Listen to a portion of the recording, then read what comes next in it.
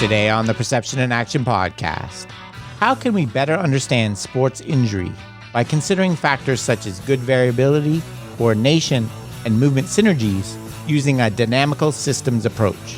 So it's time for a call to action. Hi, this is Rob Gray from Arizona State University. I've been on a now over 25-year journey as a researcher, professor, and high-performance consultant to understand how we acquire and adapt our perceptual motor skills.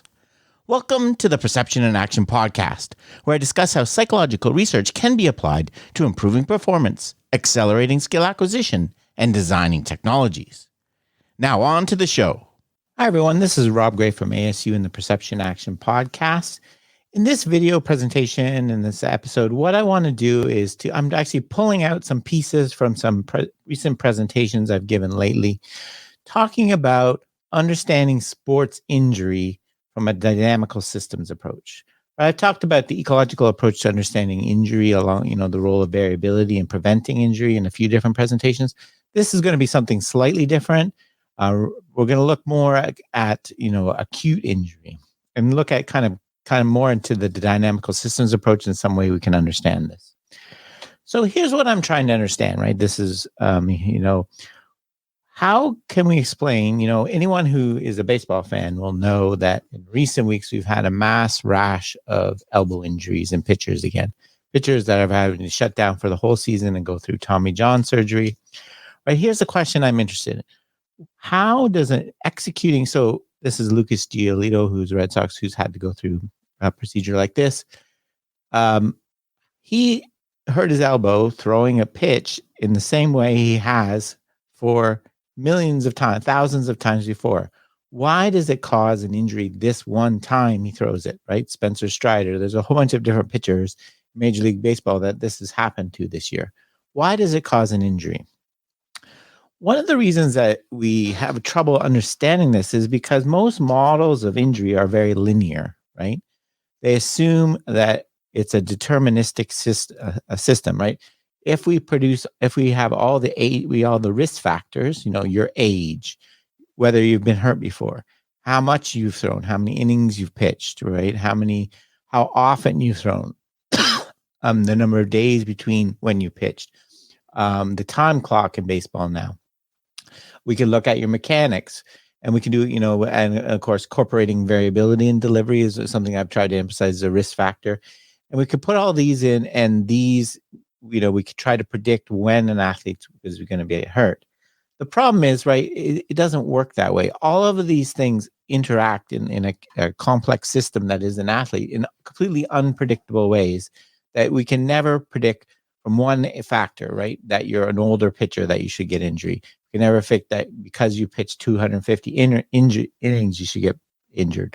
The pitch clock is decreasing, right? All these things are, of course, playing a role, but we can never predict directly which one is when it's going to cause an injury and so on, right? So that's the problem with linear kind of models of injury and traditional models of injury. So what is a dynamical systems approach? Here's an example of a dynamical systems model of sports injury that considers the athlete as a complex adaptive system. And this is a paper I took from Hamill paper in 2012. A very good paper that discusses this. A pretty understandable paper. I would highly recommend it. The idea here is that your environment you're in, you have different constraints. Right, you have the task of pitching a baseball, for example, the environment, the height of the mound, the field, the weather, the wind.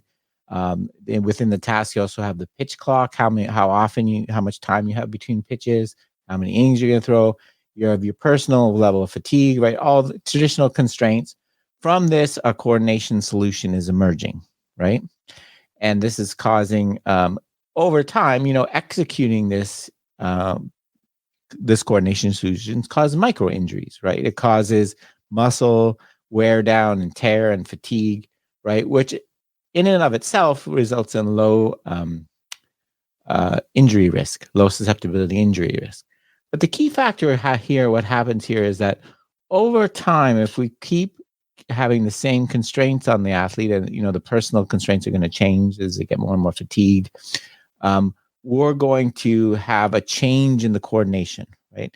As the athlete, we're complex adaptive systems trying to achieve a particular goal, right? We're going to fight to keep maintaining our goal, right? We're going to change our pattern of coordination to keep throwing, for example, a pitch 96 miles an hour, right? And over time, what underlying this change in coordination, right, is eventually going to make us highly susceptible to an injury, right? One change in coordination we see, for example, is athletes incorporating smaller, less resilient muscle groups in the movement, right, than they did before. As they get fatigued and they get small micro injuries and slightly larger injuries, they're maintaining the same outcome by incorporating these muscles. So this kind of redundancy and the redundancy in our system is actually dangerous here, right? Because it's creating this coordination pattern that makes us susceptible to injury, right? So the idea here is that we have these coordination free changes often result. Another kind of pattern you see is reducing the degrees of freedom in the movement. And we get loss. We get these pain and micro injuries, and eventually leading to some acute injury, like tearing your elbow. Right. And the question a lot of us are, can we track these? Could we actually detect an injury before it happens by detecting these changes in coordination? Right? That's what we're kind of looking at. So what evidence is there that the loss of good variability, particularly in your coordination pattern, we know that our coordination pattern has good and bad variability. What we want to develop in practice is good variability, right? The ability to maintain our goal using different movement solutions, right? Repetition without repetition, essentially. Complexity is a dynamical systems concept, essentially capturing the same thing. It's a measure of coordination, right? Are these is there evidence to suggest that these changes in these are precursor to injury, right?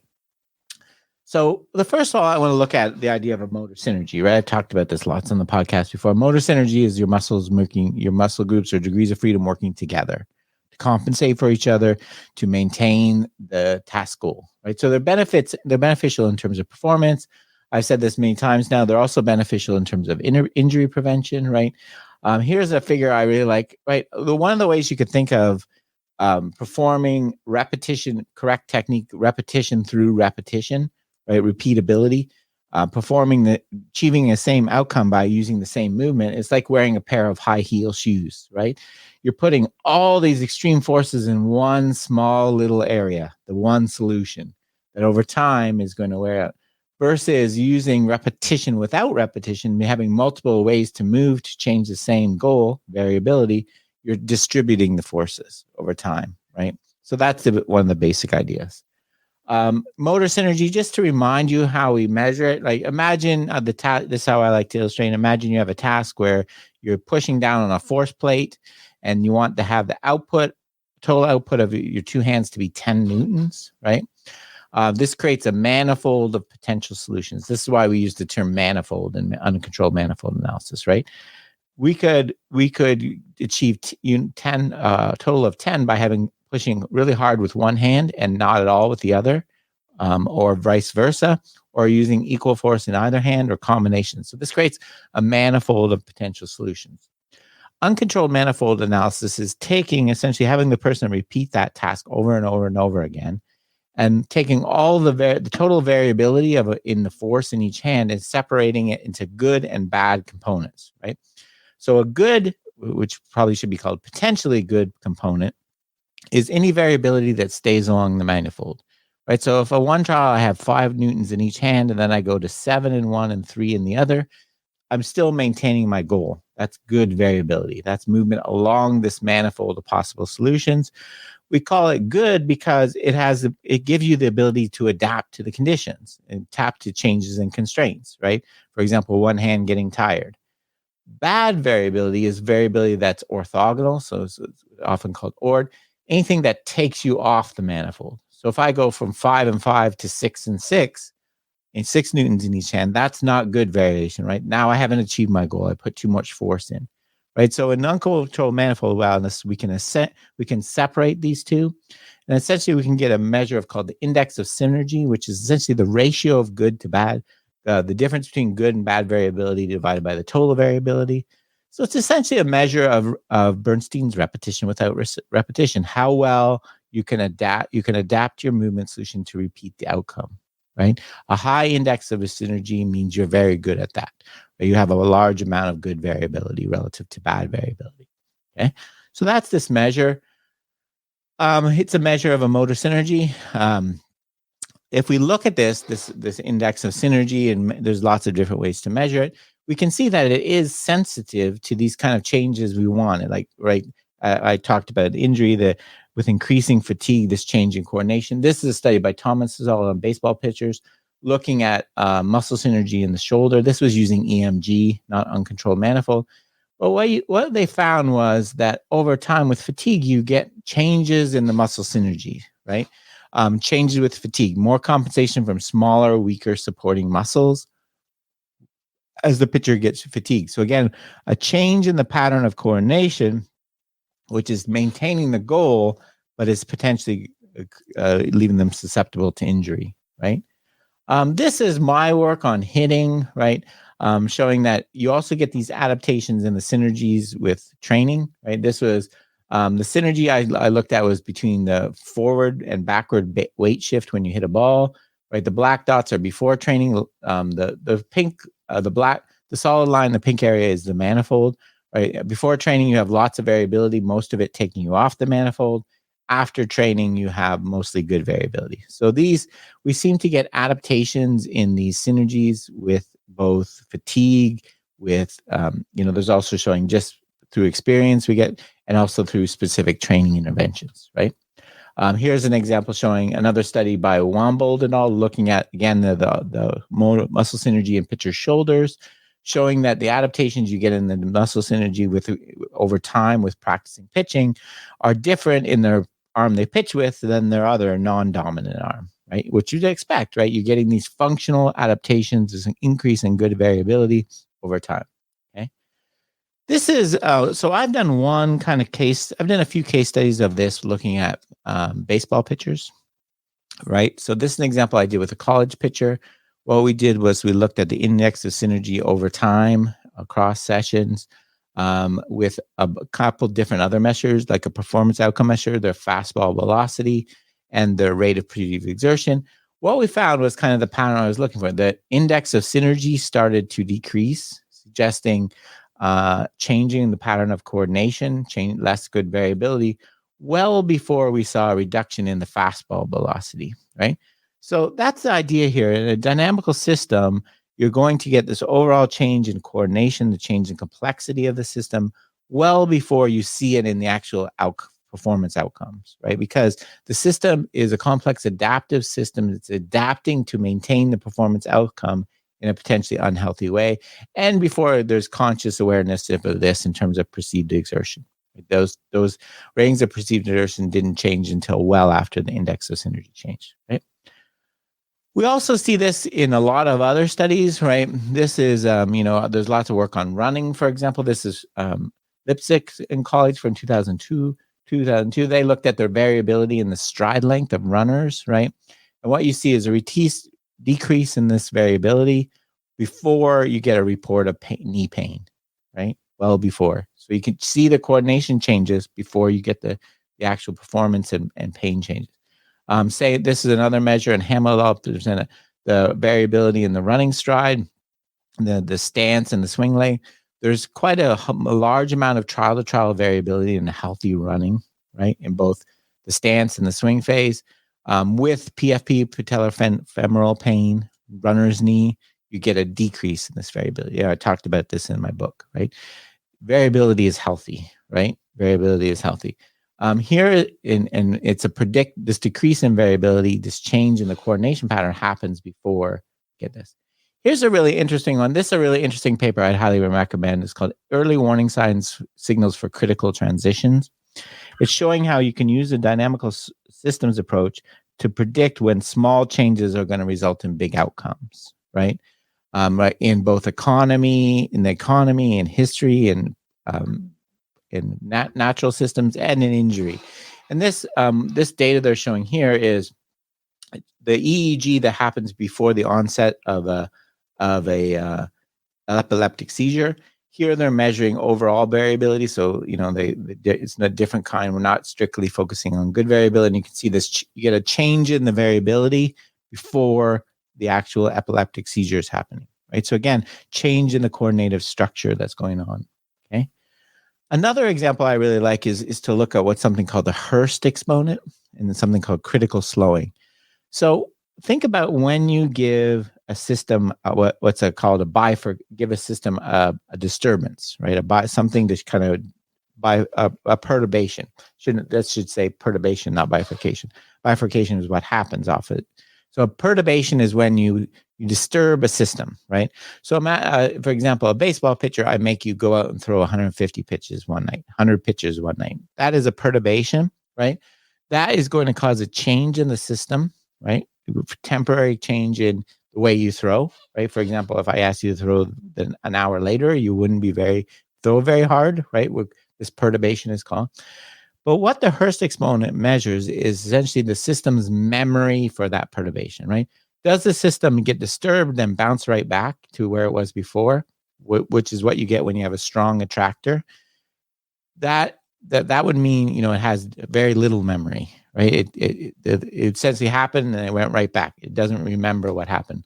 Longer memory would be the perturbation. You could see the effects of it for several points after, which you would expect if you don't have a strong attractor. And you can measure this by this measure called the Hurst exponent, which measures the memory in the system, right? So this is showing a stable system with no memory, right, has a deep attractor well. You knock the system out of the attractor well, it falls right back into it. It doesn't remember. It has essentially no memory of what happened before because it goes right back to where it started, right? And this results in a low, what's called an autocorrelation, where if you correlate across time samples, right, the time sample before the perturbation and after the perturbation should be relatively low. There's going to be some correlation. A system with what we call this critical slowing or longer memory for the perturbation, a system with a reduced attractor well.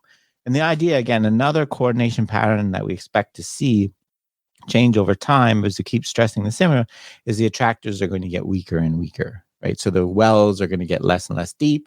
I knock it out of the well, right? It doesn't fall immediately back in because there's not these sharp edges to the attractor well. It's a flat, so it's going to take longer for it to move back to where it was before. It's going to remember, essentially, it's going to have memory for this perturbation. You're going to get the stronger correlation, and that's what the Hurst exponent is measuring. Correlation. So I think these kind of coordination training are a really interesting way to look at injury history, right? So having dexterity, Bernstein's dexterity, which is the ability to adapt your movement solution to maintain the outcome in the face of changing constraints, right, is healthy, right? It reduces the chance of injury by distributing the forces across different degrees of freedom. It makes for a more robust and resilient system. But the changes we see in this kind of dexterity, the changes in muscle synergies, coordination, good variability, complexity, right? This is what we would expect to see before we get an injury, right? So injury is not cannot be deterministically predicted by quote unquote risk factors, right? Age, injury history, number of pitches, so on. But it is going to be related to the kind of the changes in the core underlying coordination that occur, right? So I think this for me is a much better way to understand thinking of it. It's an adaptive system, and the system is adapting to what the perturbations you're putting through, and how it adapts, whether it does it in a healthy or unhealthy way, is going to increase the chance of injury in the future time. So that's kind of very quick look at a dynamical systems approach to understanding injury. Okay, that's it for today's episode. Remember, you can contact me at robgray@asu.edu or follow me on Twitter at ShakyWeights. To find out more about the podcast, please check out perceptionaction.com. Finally, to support the podcast and receive bonus materials, including a monthly coaches meetup, please head over to patreon.com/perceptionaction. This is Rob Gray from ASU. Cheers for now, and keep them coupled. Gone through St. Louis.